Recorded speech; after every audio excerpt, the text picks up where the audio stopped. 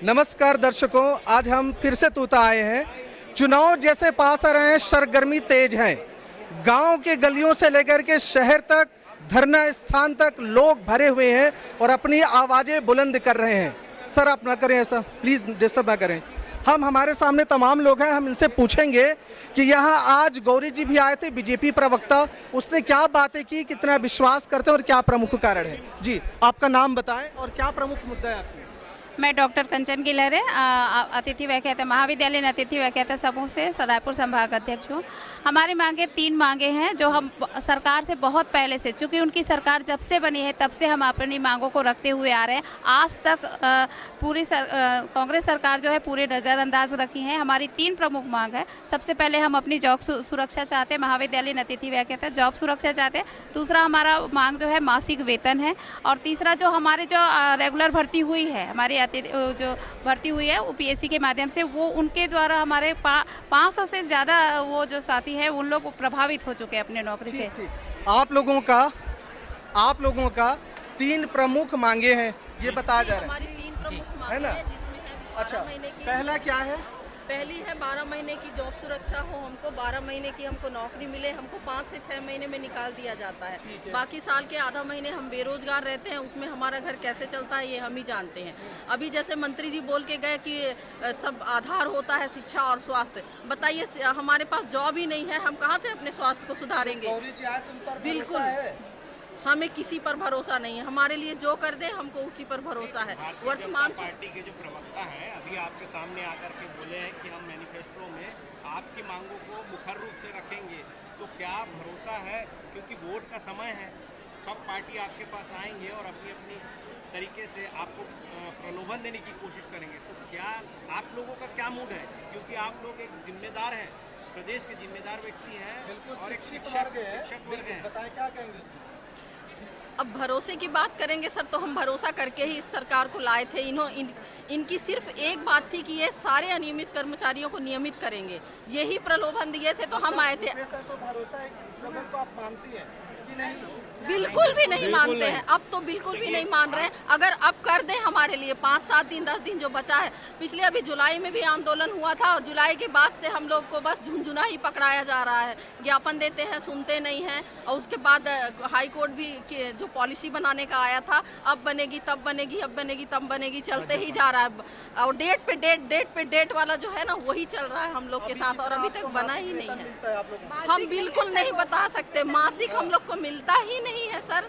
हम लोगों को 10,000, 20,000, 15,000 छुट्टियों का काट लिए। एक कालखंड में मिलता है, डे वाइज मिलता है हम लोगों को। बिल्कुल भी ऐसा कोई हम लोग बता नहीं सकते कि हम लोग को कितना मिलता है। कोई हम लोग को सिक्योरिटी नहीं है। हम लोग इसीलिए तो आए हैं कि हमको जॉब सिक्योरिटी मिले, एक मुफ्त वेतन मिले, जिससे हम लोग भी निर्धारित कर सके कि हमारी मिनिमम लाइफ कैसे चलेगी, हम लोग भी न्यूनतम जीवन कैसे जिए, इस तरह से हम लोग पा सकें। हमारे पास कुछ भी नहीं, बिल्कुल भी मान्य नहीं होगा। हम लोग सहायक प्राध्यापक पोस्ट के अगेंस्ट में है, तो कम से कम हम लोगों को जितना बेसिक है उतना तो मिले सर। मध्य प्रदेश, बिहार और बंगाल राज्यों में जैसी व्यवस्था चल रही है वैसा मिलना चाहिए। मैं डॉक्टर प्रतिमा विश्वकर्मा, अतिथि व्याख्याता भूगोल।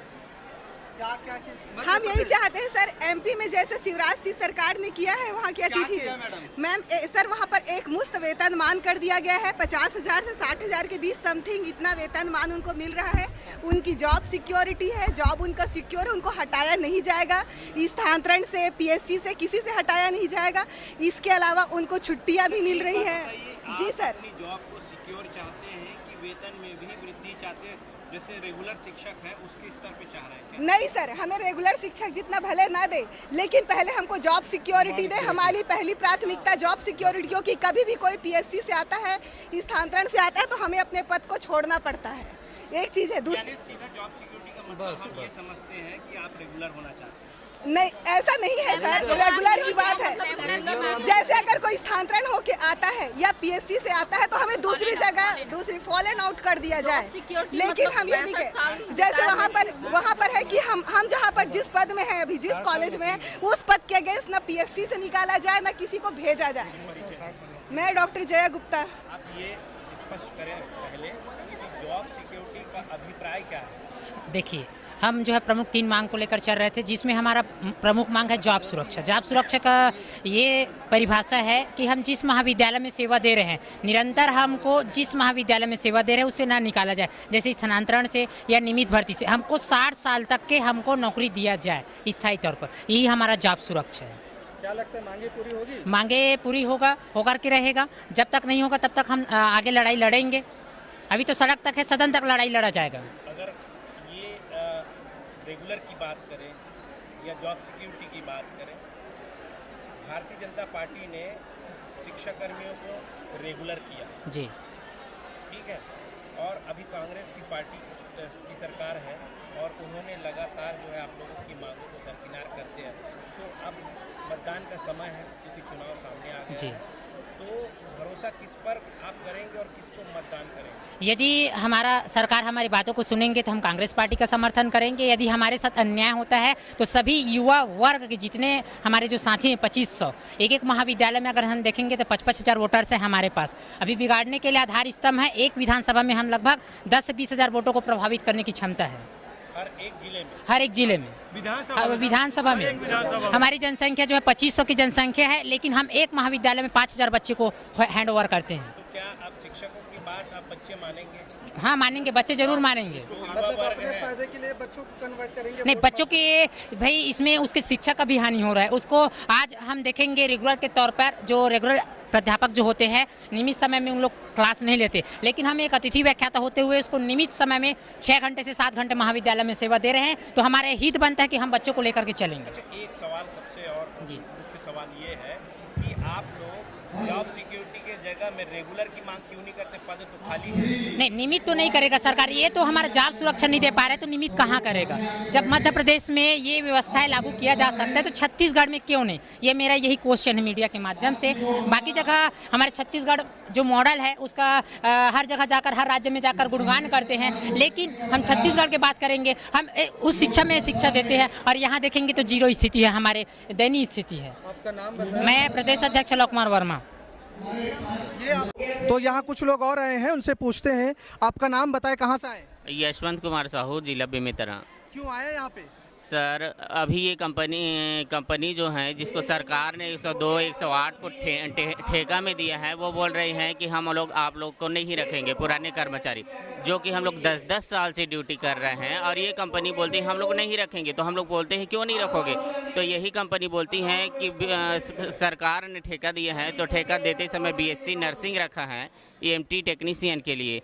तो फिर बोलती है सरकार जब BSc नर्सिंग रखा है, आप लोग के पास BSc नर्सिंग नहीं है तो हम लोग आप लोग को नहीं रख सकते। अच्छा, मूल मुद्दा नहीं रख रहे हैं, ये हो रहा है।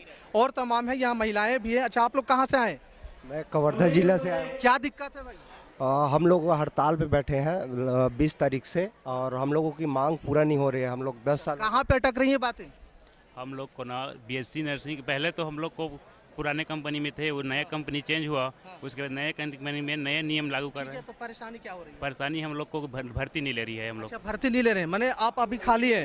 अब देख रहे हैं यहाँ महिलाएं भी आई हुई हैं। तो हम लोग कहाँ से आए? आप लोग कहाँ से आई हैं आप? मैं आई हूँ बस्तर से सर। क्या दिक्कत है मैडम? यहाँ सबसे पहले तो हमारी मांग है कि जो कैंप कंपनी लिया गया है उसको पहले निरस्त किया जाए, और जो निरस्त किए हैं ना उनके जगह मतलब पायलट लोग के लिए तो ऐसे 30-40 हज़ार ऐसे DD रखे गए थे, और जैसे पुराने हमारे कर्मचारी हैं वो कुछ भाई लोग तो ज्वाइनिंग कर लिए हैं।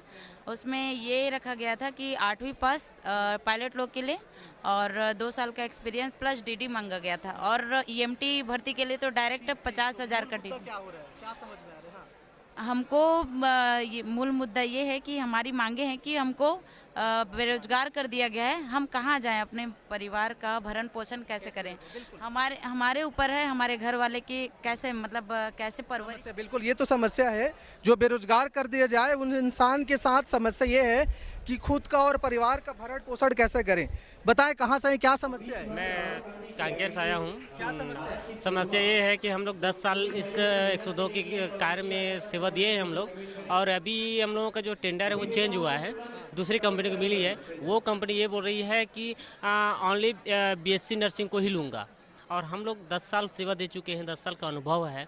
हमारे पास क्वालिफिकेशन BSc नर्सिंग का नहीं है, अपितु 10 साल का अनुभव है। जिसमें हम कार्य किए हैं। अभी हमको ये बोला गया है कि हम आपको लेंगे नहीं। अच्छा, आपके साथ क्या हुआ है? हमारे साथ भी सेम है, हम कांकेर जिला से आए हैं। अब तो बेरोजगार हो गए, अब वही सरकार से हम लोग का अनुरोध है कि हमको पुराने कर्मचारी को लिया जाए। सरकार बातें नहीं माने तो क्या करेंगे? क्या करेंगे? स्ट्राइक रहेगा, हम लोग का स्ट्राइक जारी रहेगा जब तक। अब तो आचार संहिता लगने वाला है, कुछ दिन बचा है, कैसे करोगे? सर अब हम उग्र आंदोलन करने की और सोच रहे हैं जब तक चितेश्वर सोनी। आप देख रहे हैं ये तमाम लोग हैं, 108 102 के काम करने वाले, बहुत कुछ को निकाल दिया गया है। नए कंपनी ठेका देने की वजह से लोग बेरोजगार हो गए हैं।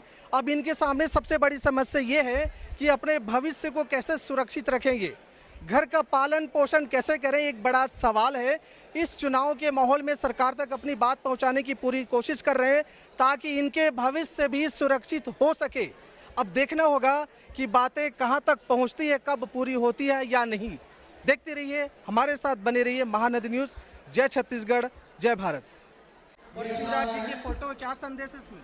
इसमें यही संदेश है कि जो मध्य प्रदेश हमारे मातृत्व राज्य है, उसमें शिवराज सिंह ने जो अतिथि व्याख्याताओं के लिए किया है, वही मांग हम छत्तीसगढ़ के जितने भी अतिथि व्याख्याता हैं उनके लिए है, लेना चाह रहे हैं।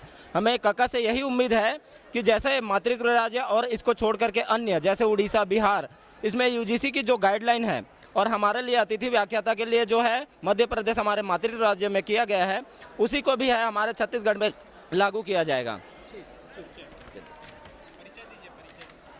मैं रवि कुमार सूर्यवंशी, बस्तर संभाग उपाध्यक्ष। तो आइए कुछ लोग और हैं, हम उनसे पूछते हैं क्या कुछ विशेष कारण है। बताएं, आपका नाम बताएं, कहां से आए आप?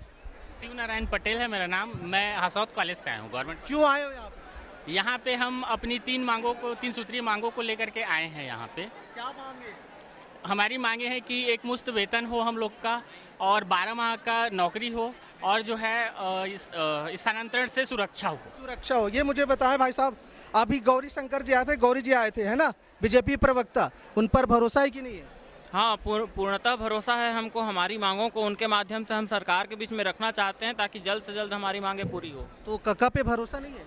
नहीं, कोई भरोसा नहीं है, क्योंकि जिस प्रकार से अभी तक हमको जो सांत्वना न तो सांत्वना दी जा रही है, न तो हमको ये भरोसा दिया जा रहा है, कोई भी प्रकार से कोई भरोसा नहीं दिया जा रहा है, हमको उन पर कोई विश्वास नहीं है। आप कहाँ से आई हैं? सर मैं पांडेत्री कॉलेज से आई हूँ, अटल बिहारी वाजपेयी गवर्नमेंट कॉलेज से आई हूँ। कैसा लग रहा है यहाँ रहकर? तो किसको अच्छा लगता है सर, लेकिन भूपेश सरकार को जगाने के लिए यहाँ पे अगर रात भर बैठना पड़ा तो बैठेंगे हम। अच्छा, ये बताएं, आप लोग यहाँ आए हैं तो बच्चों की पढ़ाई प्रभावित नहीं होगा? आज कल छुट्टी है सर, अगर हम लोग नहीं पढ़ाएंगे तो महाविद्यालय में पढ़ाई ही नहीं होते हैं सर। जितना भी मेहनत करते हैं, हम अतिथि व्याख्याता करते हैं, उसके बावजूद सरकार हमारी बातों को नहीं सुन रहे हैं सर। हम विवश हो गए हैं धरना प्रदर्शन करने के लिए। और सर हमारे के बाद अगर किसी भी महाविद्यालय के बच्चों को पूछा जाए कि आपको पढ़ाई कैसे हो रही है और कौन पढ़ा रहे हैं, तो केवल और केवल अतिथि व्याख्याताओं का नाम आएगा और रेगुलर प्रोफेसर नहीं पढ़ाते। आप तो यहाँ हैं, पढ़ाई कौन करा रहा होगा? आज का तो छुट्टी है सर। बाकी दिन कब से हड़ताल? आज ही आए हैं सर हड़ताल में। बाकी बहुत दिनों से हमारी मांगे जो है सर ले जाया जा रहा है, बताया जा रहा है, बार बार अवगत कराया जा रहा है, बट फिर भी सरकार की नजरें हमारी ओर नहीं आ रही है। यह बड़ी दुर्भाग्य की बात है सर। आइए और कुछ लोगों से हम बात करते हैं। ये तमाम हम आपको बता दें कि महाविद्यालयीन अतिथि शिक्षक हैं, शिक्षक गुरु है, गुरु को भगवान की दर्जा प्राप्त है, पर रायपुर छत्तीसगढ़ में ये शिक्षक संघ हड़ताल पे है, उनकी मांगे प्रमुख है। देख रहे हैं, आपका परिचय बताएं, कहाँ से हैं और क्यों आए आप?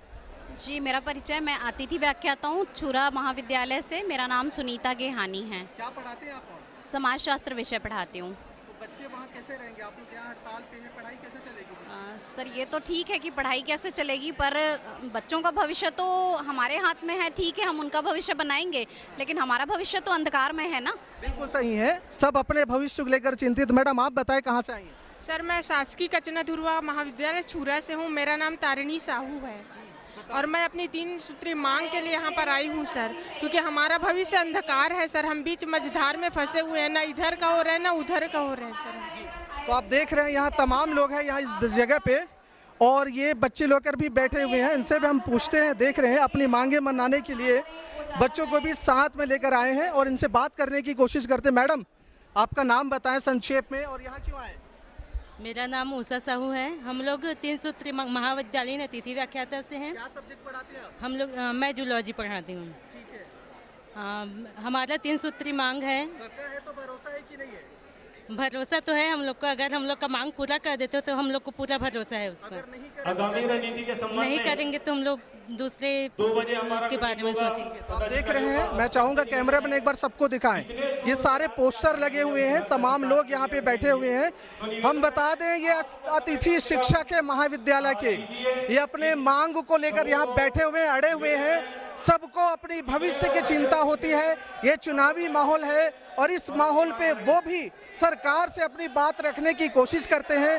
अब देखना होगा कि सरकार इनकी मांगे कब पूरी करती है। फिलहाल ये तो वक्त ही बताएगा। तब तक के लिए बने रहे हमारे साथ। महानदी न्यूज़। जय हिंद, जय छत्तीसगढ़।